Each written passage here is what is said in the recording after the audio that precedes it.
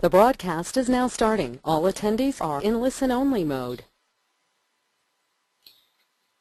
Hello and welcome to the Theralase webinar, Up-to-Date Research on Cold Lasers. My name is Dr. Rhonda Mostyn and I'm the Clinic Director at Theralase.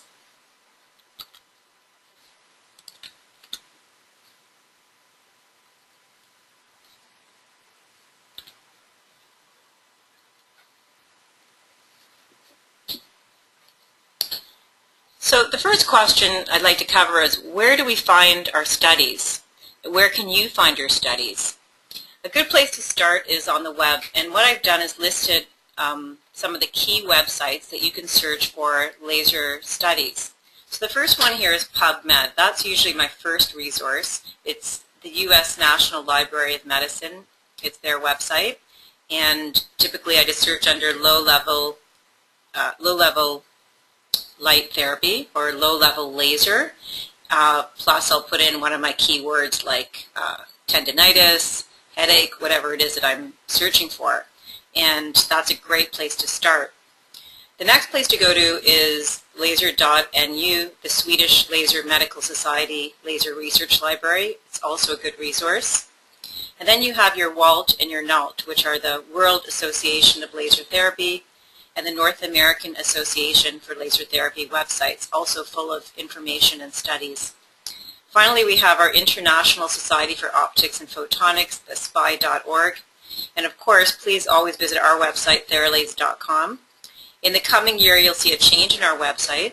We'll be having a brand new website with all the current research will always be there, and we'll be highlighting some key and interesting studies all the time. Every month we'll be changing that, so please visit our website as well. For today's webinar, what I've done is a search from January till November 2010, so until recently, and I searched PubMed for low-level laser, and I came up with 80 studies. Here are a list of the studies and the topics that came through the search, and in brackets next to each topic is the number of studies in that area. So you'll see the list here starting with dental that had actually the most studies, 11, all the way through wounds, bone repair, medical applications, laser technology, muscle, etc. And the last category I just put as other. There were 17 there, and they were just various miscellaneous kind of single-themed articles as well. But what you'll see, or the main point here, is that the studies are covering a wide area of injuries, and every year they do change, but these are some of the key areas you'll be seeing. Mostly musculoskeletal, a lot of dental and wound as well. When you are looking at a study, it's really important to be critical and look carefully, particularly with laser studies, because there's so much to look at. You need to really look at the parameters they use, the technology they use, the drive they use, meaning did they use pulsed or continuous wave. There's many, many factors, the treatment plan.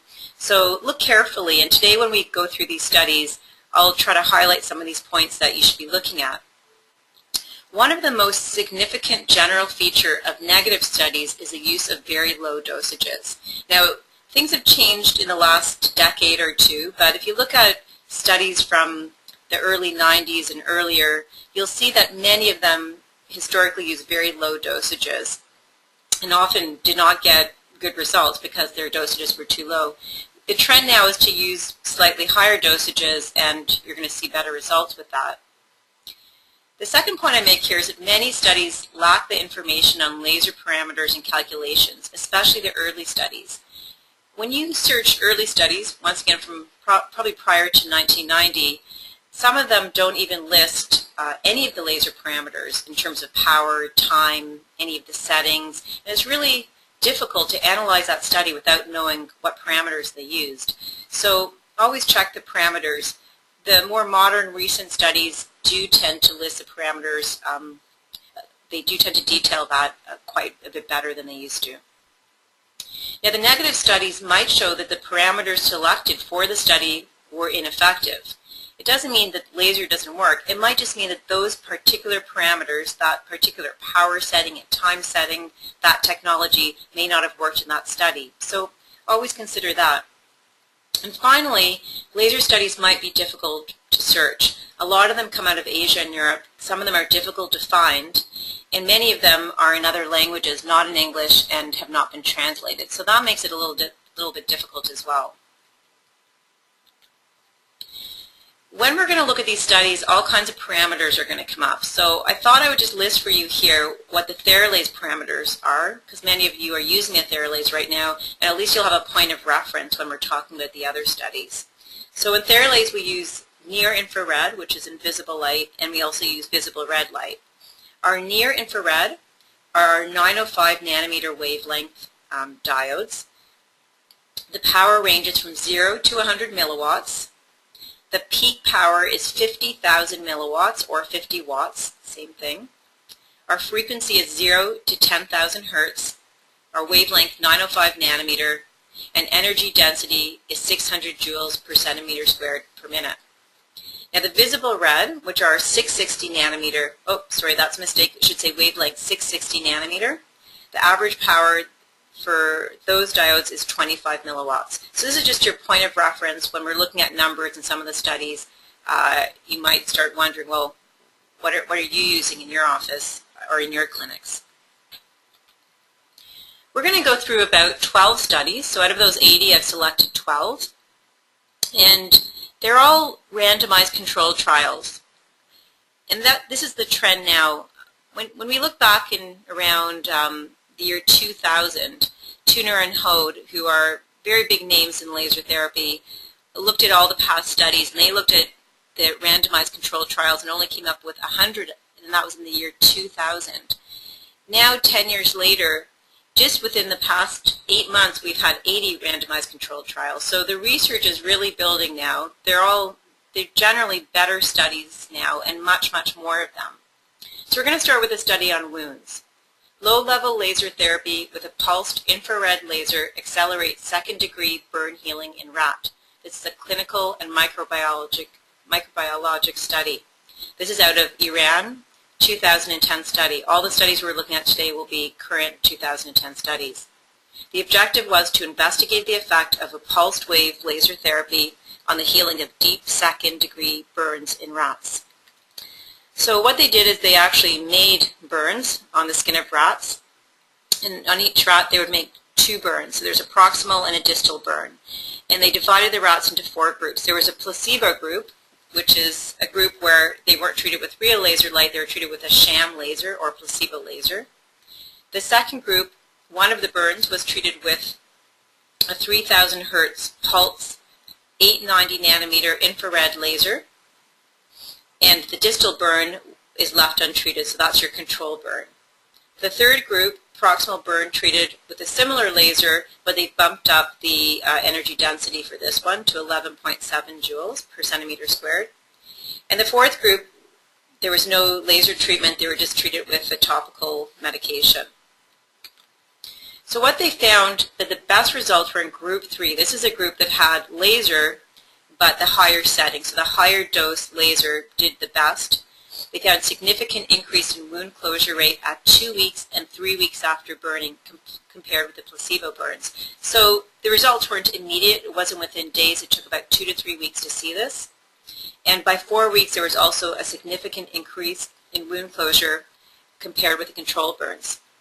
So their conclusion was the treatment of a deep second-degree burn in rat with a pulse laser therapy 890 nanometer significantly increased the rate of wound closure compared to control.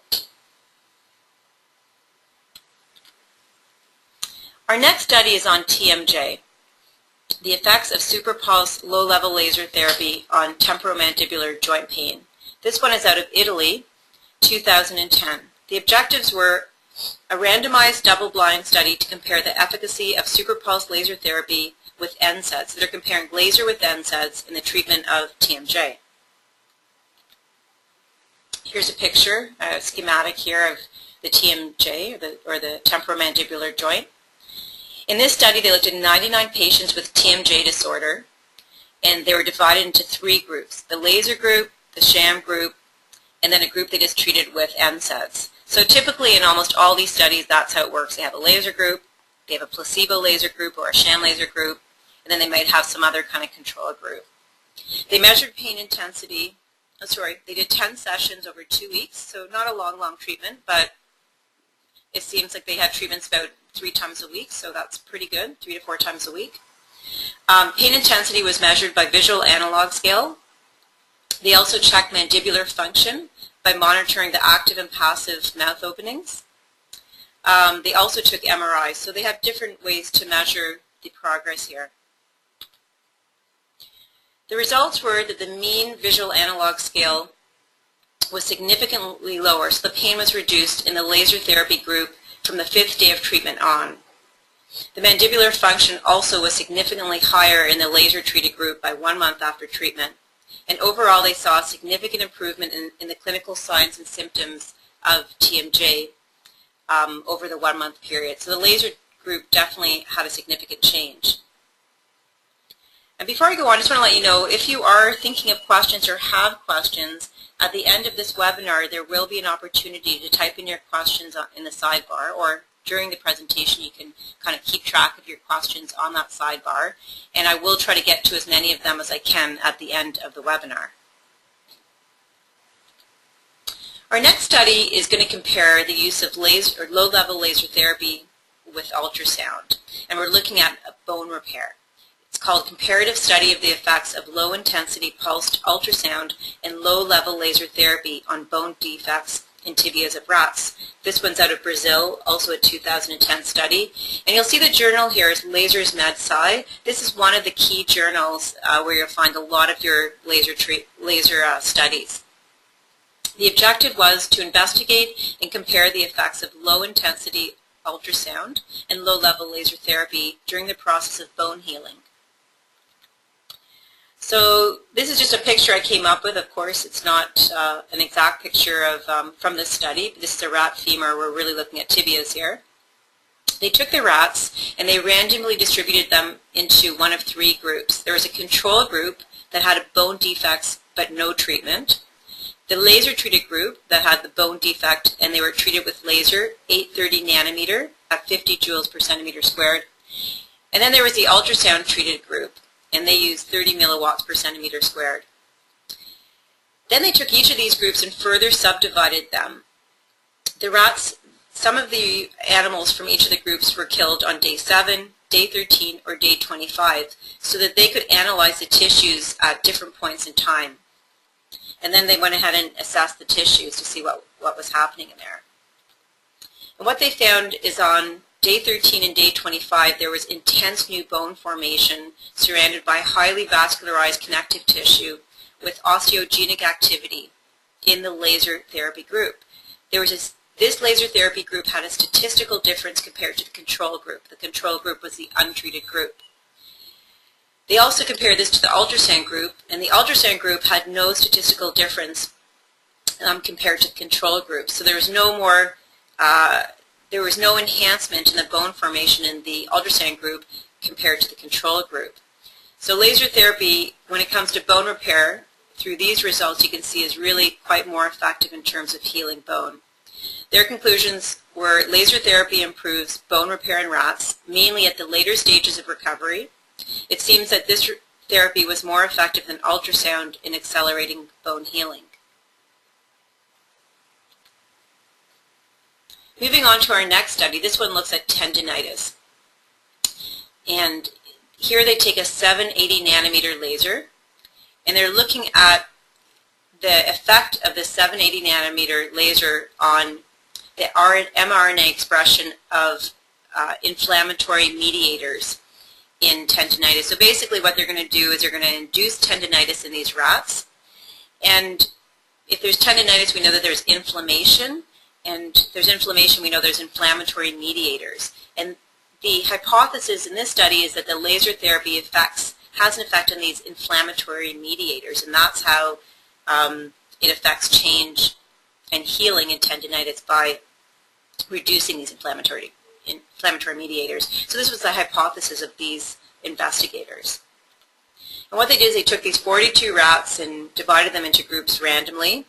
They artificially caused tendinitis through injection, and then they treated these groups with a 780 nanometer laser 75 seconds, and the dose was 7.7 joules per centimeter squared.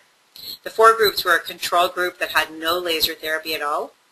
Second group was radiated daily from 12 hours to 7 days, so every day from the first day to 7 days, and then they were killed. Third group, they were radiated from 12 hours to 14 days, so they followed them a little longer and then killed them. And finally, the 4th group was radiated daily from 7 days to 14 days, and then they were killed. So they were also followed a little bit longer. And then what they did is they looked at the mRNA expression at 7 days and 14 days. What they found was that the laser therapy in acute and chronic phases, the laser-treated group showed a decrease in the inflammatory mediators such as interleukin-6, COX-2, all these kind of mediators that you'd normally find in an injury where there's inflammation. And their conclusion was that laser therapy reduces one of the features of tendinopathies, which is mRNA expression of pro-inflammatory mediators. So they went with the hypothesis and they proved that hypothesis. And this is just one element. All these studies are looking at why does laser work, how does it work, and they're breaking it down to different hypotheses to see the different elements. So in this case, they found that the inflammatory mediators were reduced. Now I have a few different studies here on muscle repair. We're going to look at this. First one, the influence of laser photobiomodulation on collagen during skeletal muscle tissue remodeling after injury in rats. This one is out of the PHOTOMED laser surgery journal. This is the other journal where there are many, you're going to find most of your laser abstracts and articles, also out of 2010. The objective here was to determine the effect of gallium aluminum arsenide low-level laser therapy on collagen 4 remodeling of the tib anterior muscle in rats. So what they did is they took these rats and they randomly divided them into 3 groups. We had our control group, we had a lesion group, the group where they lesioned the muscle but they didn't treat them at all, so it's almost like another control group. And then we had our laser group. So they took, in the laser group, they took the muscle, lesioned it, and then treated it with laser. So these are our 3 groups, the control, the non-treated lesioned group, and the laser-treated lesion group. They analyzed the groups at different days, day 1, 7, 14, and 21 days after injury. They were treated 3 times per week on the injured area, and these were the settings they used. They used 660 nanometer, 20 milliwatt output power, power density of 500 milliwatts per centimeter squared, and here's your energy density, 5 joules per centimeter squared. I know it's a little confusing with the settings. We can perhaps review that later. Then they took out the muscles and they analyzed them to see what was happening in there.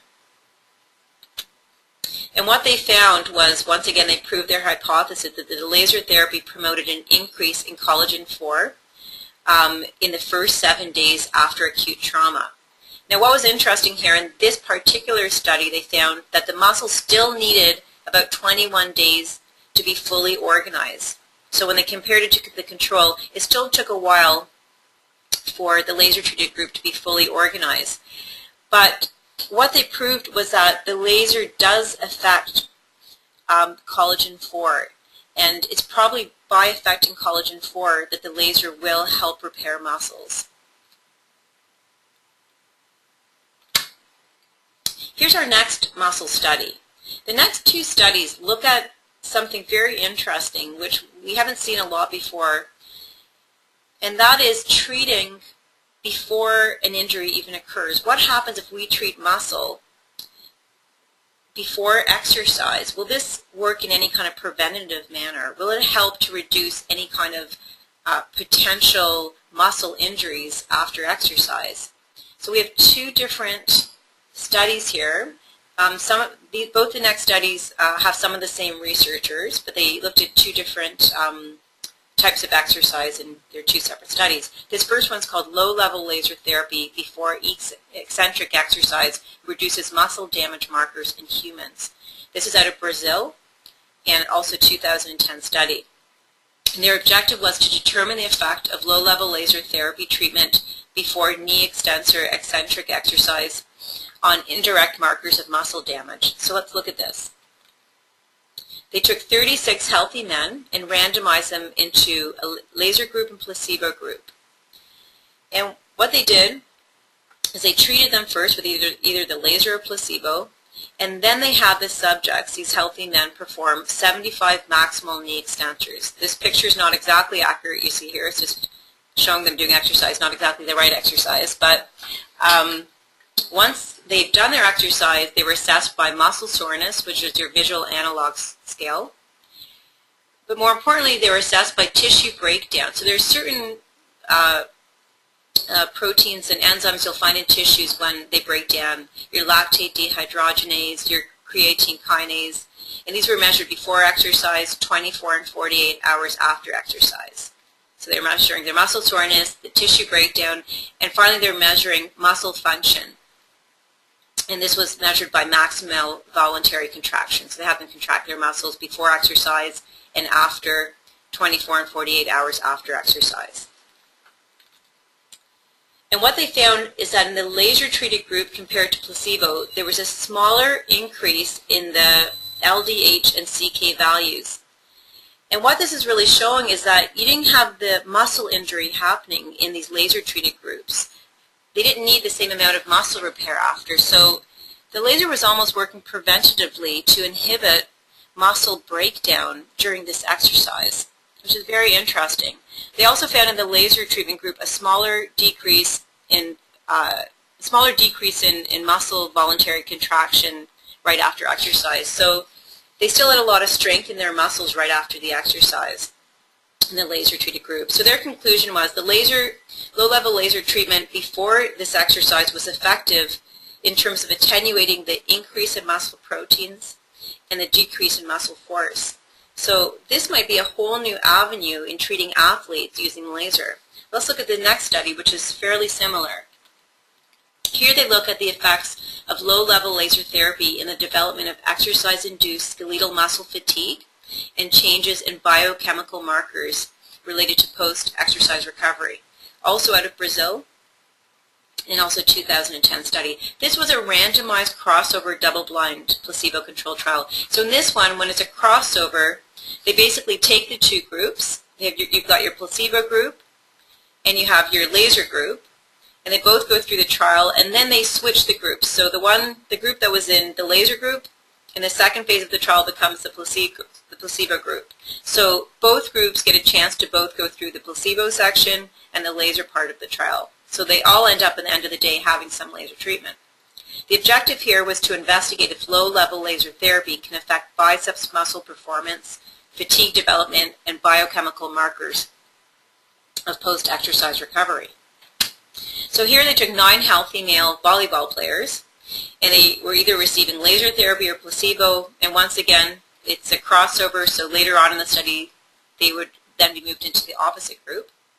The laser-treated group were treated with a cluster probe, 5 laser diodes. So if you have a Theralase, you know it's very similar to our cluster probe. We also use 5 laser diodes. Here they're using 810 nanometer, UBU's 905 nanometer, 200 milliwatt power output, 30 seconds, for a total energy output of 60 joules. They applied this treatment 3 minutes before the performance of exercise, and then they had the volleyball players then perform the exercise.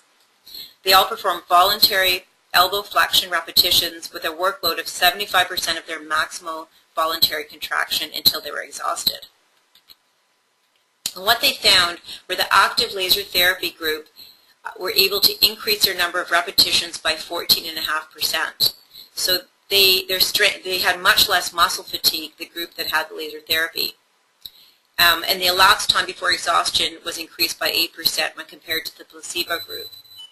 They also checked, of course, the biochemical markers.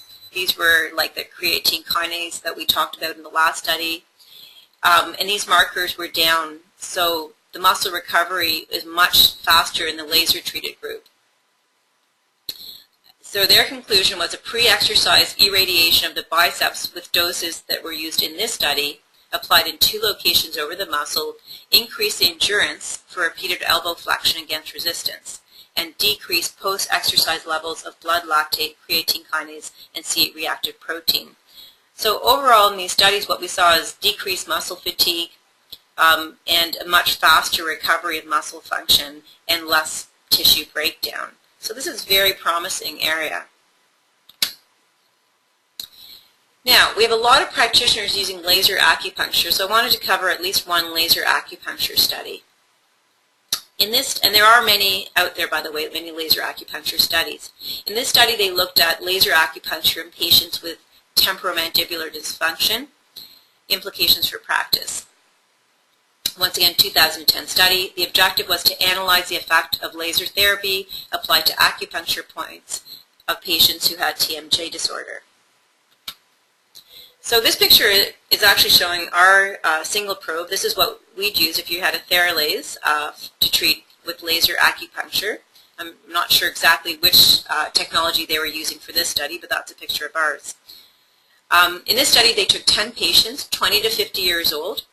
They treated them at specific acupuncture points once a week for 10 sessions. So that was their protocol. Typically with laser, we do treat more often than that, but we'll see what happened here.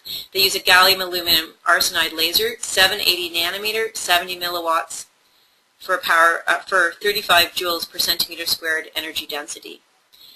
And the way they measured improvement here was a change in the range of jaw movement and also by visual analog scale.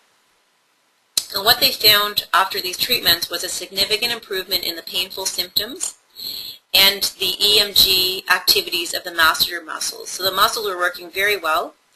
And the way they check the masseter muscle is by having the patient kind of close their teeth and basically clench, which is what they call here maximum habitual occlusion.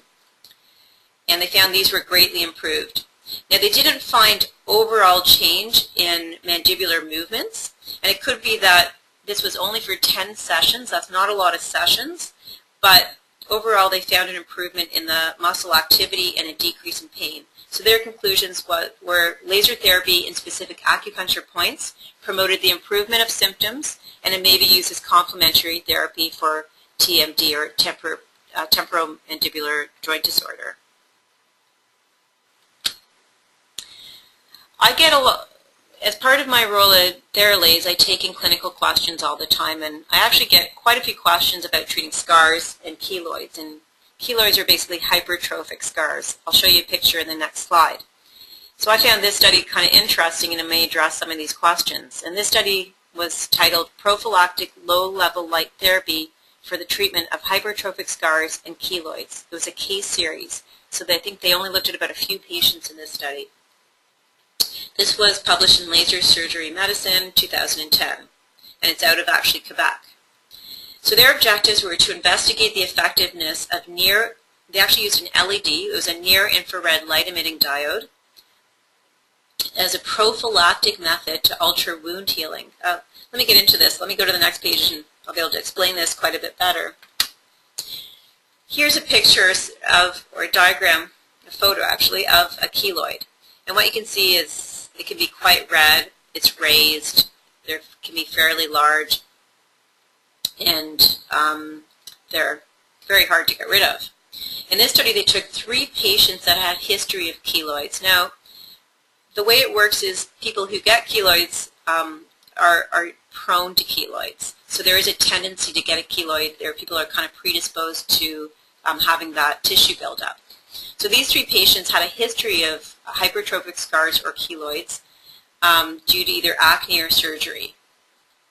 And what they did is they took these patients, and all of these patients had scars bilaterally, both sides. And they revised the scars by surgery or using a hot laser or CO2 laser on both sides.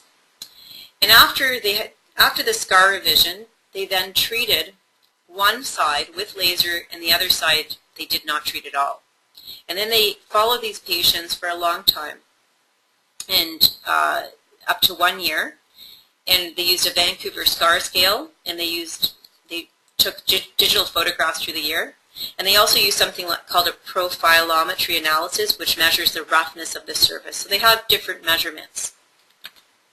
And what they found were significant improvements on actually it was an LED or near-infrared treated side compared to the control scar in all measures. So their conclusions were abnormal wound healing can potentially be modulated with laser therapy and the volume of scar tissue reduced after, in this case, with surgical scar revision or CO2 laser resurfacing in prone patients. So there's definitely a role that light therapy, laser or LED could play in even preventing the occurrence of keloids. So, for example, this information can be transferred to post-surgical scars if you want to really prevent any keloids or hypertrophic scars. This would be an example of an application to have your patients come in for some laser therapy. Now we're going to look at a couple of the studies that looked at like laser technology. They're laser-specific studies. In this first one, it looked at the effect of pulsing in low-level light therapy. This is a long debate. There haven't been a lot of studies that looked at the drive technology. The drive technology refers to whether it's continuous wave, pulse wave, super pulsed. There are different opinions out there, but this study is actually looking at the effect of pulsing. Once again, it was out of Laser Surgery Medicine 2010, and it's a U.S. study. And their objective, I'm going to quote the study, while some agreement has emerged on the best wavelengths of light and a range of dosages to be used, there is no agreement on whether continuous wave or pulse light is best and on what factors govern the pulse parameters to be chosen. So here I have a diagram actually just to give you a little background on this. When we look at drive technology, here's our continuous wave, here's our super pulsed, and here's, for example, our LED. So when we look at continuous wave, what happens is we have a certain power that comes out of the laser. So let's say it was 60 milliwatts. In a continuous wave laser system, if you emit 60 milliwatts, that is going to be a steady power. It'll always stay at 60 milliwatts through your treatment. It never changes from that. Most pulse systems are actually what we call pseudo-pulsed or chalk pulse systems. And what they do is they might emit something like 60 milliwatts, but they turn on and off. And what you end up doing, if you have a duty cycle of 50%, you'll end up with about half your power. So you end up with about 30 milliwatt average overall. So it's pretty much like a continuous wave laser system that turns on and off. That's a pulse system or a pseudo-pulse system. Your true pulse system, which is if you have a Theralase laser, you've got a true pulsed or a super pulse system. What that tends to do is emits a very, very high peak power. With Theralase, it'll be a 50,000 milliwatt peak power that turns on and off very, very quickly in just nanoseconds. So what you do is you end up driving a very large amount of power into the tissues very quickly without heating up the tissues. So that's a summary of what we're looking at. In this case, they're looking at pulse compared to continuous wave, and they looked at studies from 1970 all the way to 2010 that compared continuous wave light in both animals and patients. And they just went through hundreds and hundreds of studies, and their conclusion from all the evidence from all these studies was that there was evidence that pulse light has effects that are different from those of continuous wave light. That's the way they said it, different. And that's very interesting because at Theralase, we've actually done our studies where we've collaborated on studies where they've checked, for example, the difference between 905 nanometer continuous wave lasers compared to 905 nanometer super pulse lasers, and they had different effects in the tissues. So our studies actually would support these same conclusions. They also say, however, further work is needed to define these effects for different disease conditions and pulse structures. So the bottom line is we need more research. We know continuous and pulse work differently in the tissues, but more research is needed. This next study looked at the calibration of low-level laser therapy equipment. So when you get your laser, typically there is a way to check the power output of your laser. The laser comes with a certain amount of power. So when you have your Theralase, we're going to set it at 100 milliwatts. But over time, of course, when you're using it a lot, that power setting is going to drop. And it's very, very important to keep up, check your power, make sure that it's staying at the top power, and if it's not, you're going to have your system recalibrated. And in this study, they actually looked at that.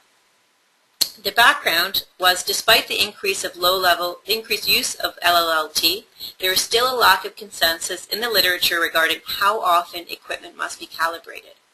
And their objective was to evaluate the real power output of laser devices in all the clinics that they looked at. They actually used a special device called a laser check power meter, and this device would help them check the actual power output of the lasers. So there's a set power output, which is what the company sets the power output. So for example, our Theralase would be set at 100, but over time there's a real change in that power output that needs to be checked. So what they did is they went to many clinics in that area, and they would test all the lasers for their power output. They did 3 different tests, and they had the practitioners fill out a questionnaire. And really in this study, it's the results that are interesting. They looked at 60 devices, and it says the 60 devices evaluated showed a deficit in their real power output. There was a significant decrease in the real average power output in relation to the manufacturer's set power. On average, the most common dosing clinics that they were using was 4 joules per centimeter squared. And the most desired effects were healing and anti-inflammatory effects. To have these effects, you need 1 to 4 joules, at least 4 joules of final energy. And most of these clinics weren't even putting out enough power to reach this 4 joules. So they're fairly ineffective treatments. Only 1 device out of all of them was able to reach 4 joules, which is what they need at tissue depth to really affect a change. So most of these clinicians were using lasers that really weren't working very well or even at all to heal the patients. So the conclusion was the laser therapy devices showed a deficit in real average power that emphasized a lack of order in the application of this tool.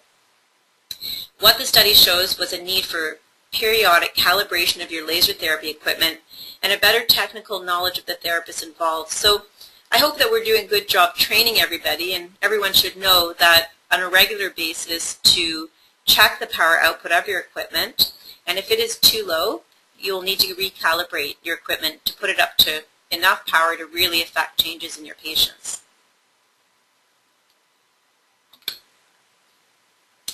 Now we're going to move on to a neck pain study. This one's called Low-Level Laser Therapy for Acute Neck Pain with Radiculopathy. This was a double-blind, placebo-controlled study. It was in a journal called Pain Medicine, 2010 study. Their objective was to investigate the clinical effects of laser therapy in patients with acute neck pain with radiculopathy. So this is a picture of our laser. I'm not sure what laser they used, but they took 60 subjects. They treated them 15 times over a 3-week period. That's actually quite a few treatments. Typically we'll treat about 3 times a week. So if I'm treating over 3 weeks, I'm treating about 9 times. Here they did 15 treatments. They used either an active or a placebo laser.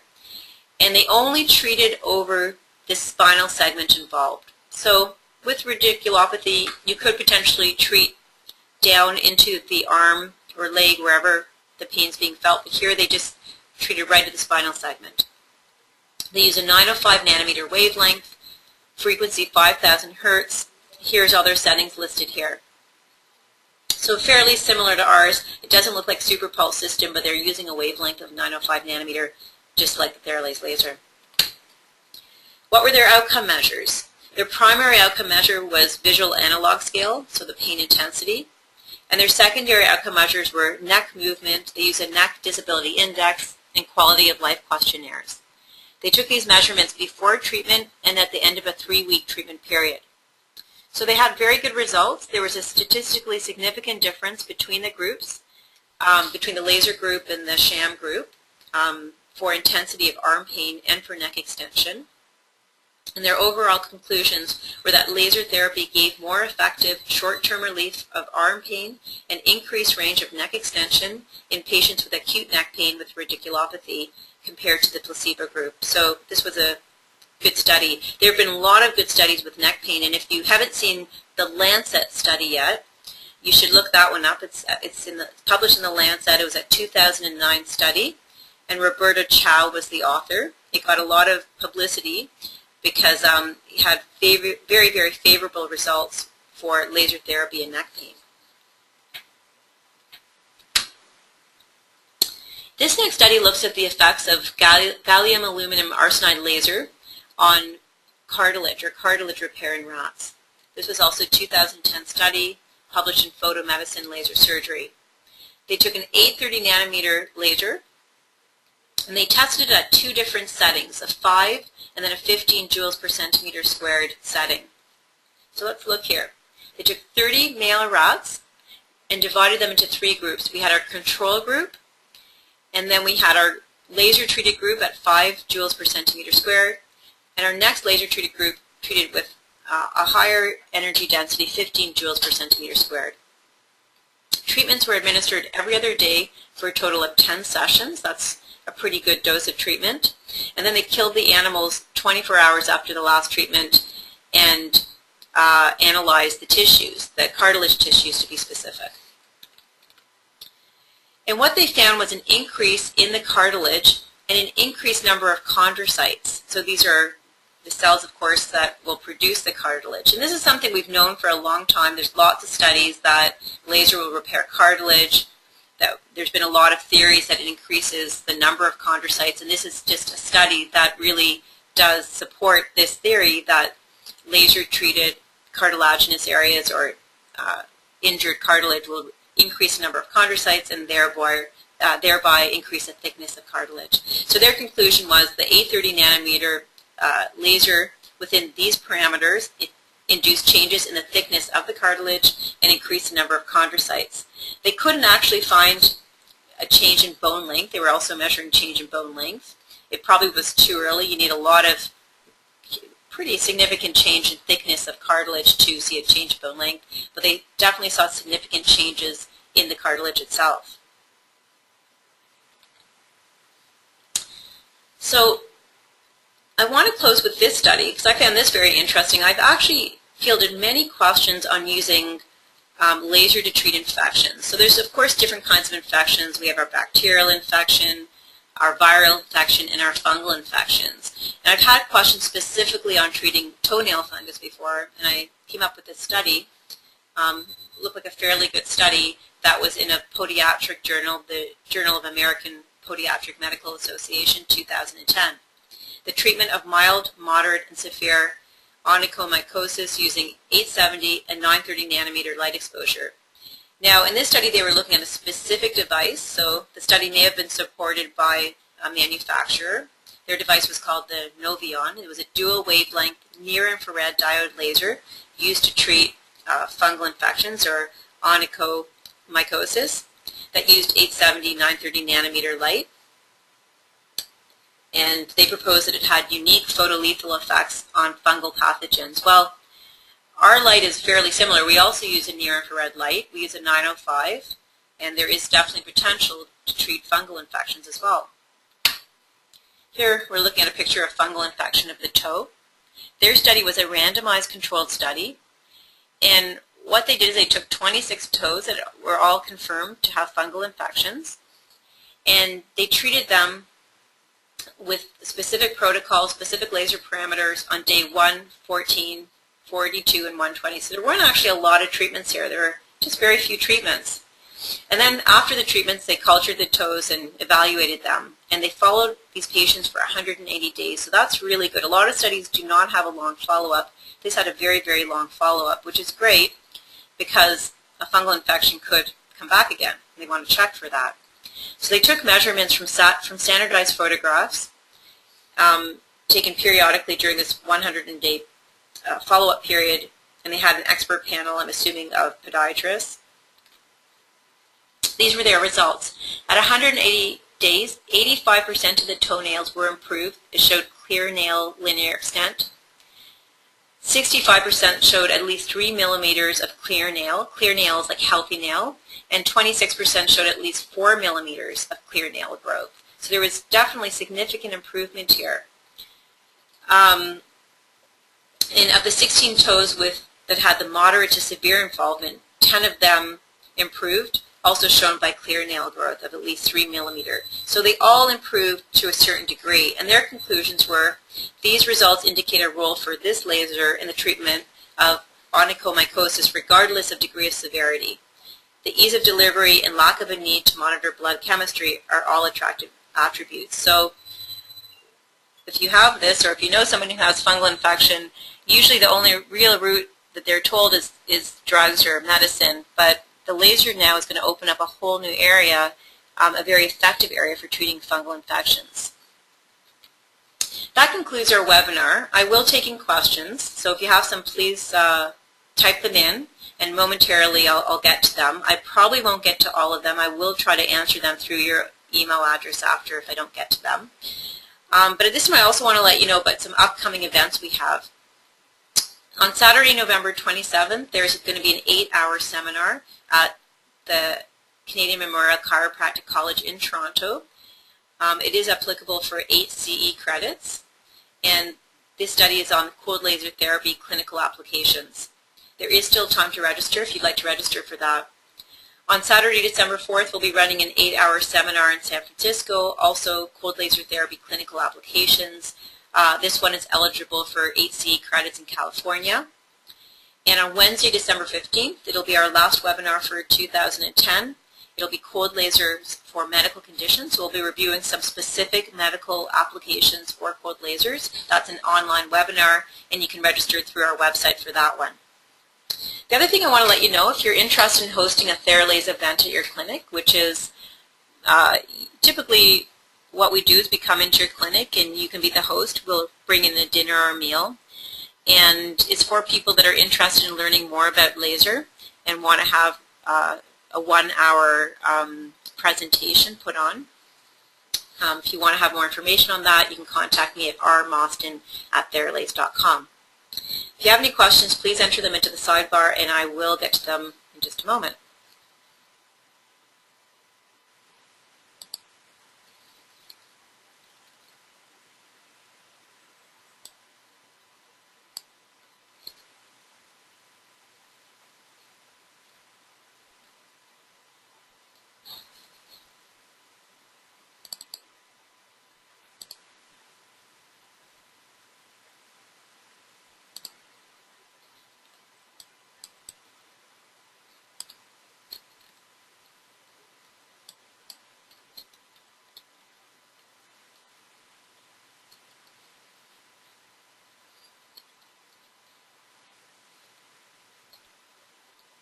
Okay, so I'm going to get to them as much as I can.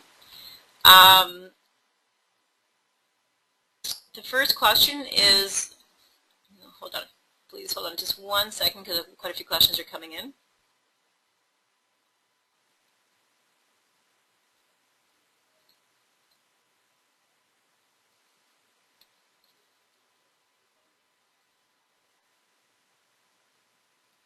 Okay, so let me just start getting through some of these. First question, I often get this question, will the slide presentation be sent to us by email? There's 2 ways you can access this presentation once we're done.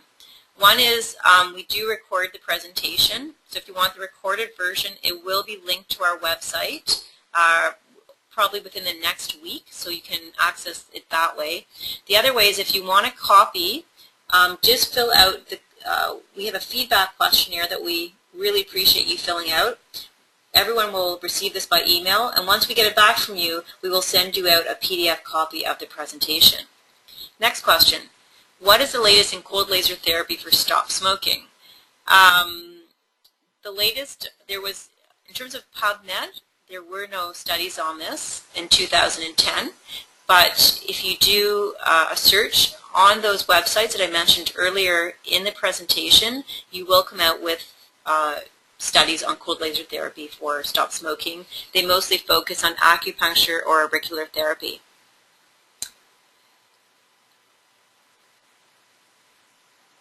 Okay, next one. Rhonda, if I'm checking our laser on a monthly basis for calibration and it is reading 100 or over, am I basically okay with this?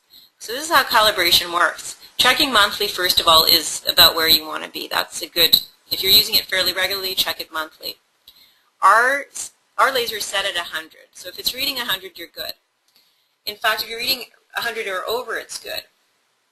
If it falls between 80 and 100, you should just really take a note of this. It's still okay to use, but once it falls below 80, that's when you want to have it recalibrated. It's really dipping a little too low at that point. So below 80 milliwatts, send it back for recalibration.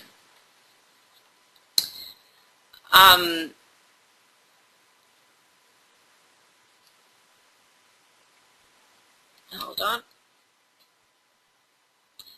In terms of, there are some questions here about purchasing a laser and price ranges. I will get back to you personally on those.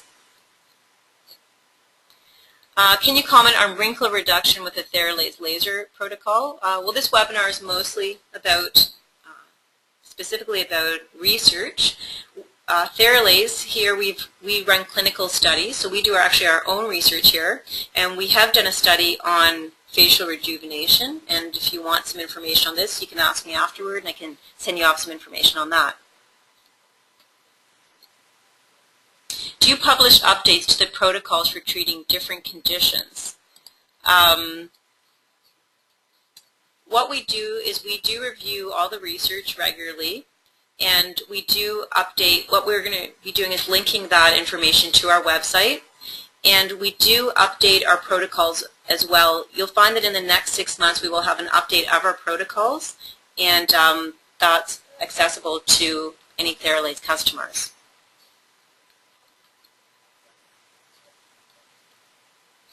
Okay, that's about all the time I have right now for questions. Thank you very much for attending. Please feel free to send questions to me to my email rmaustin@theralase.com, and I'd be happy to answer those. And if I didn't get to your question, I will respond to your private email. Thank you very much.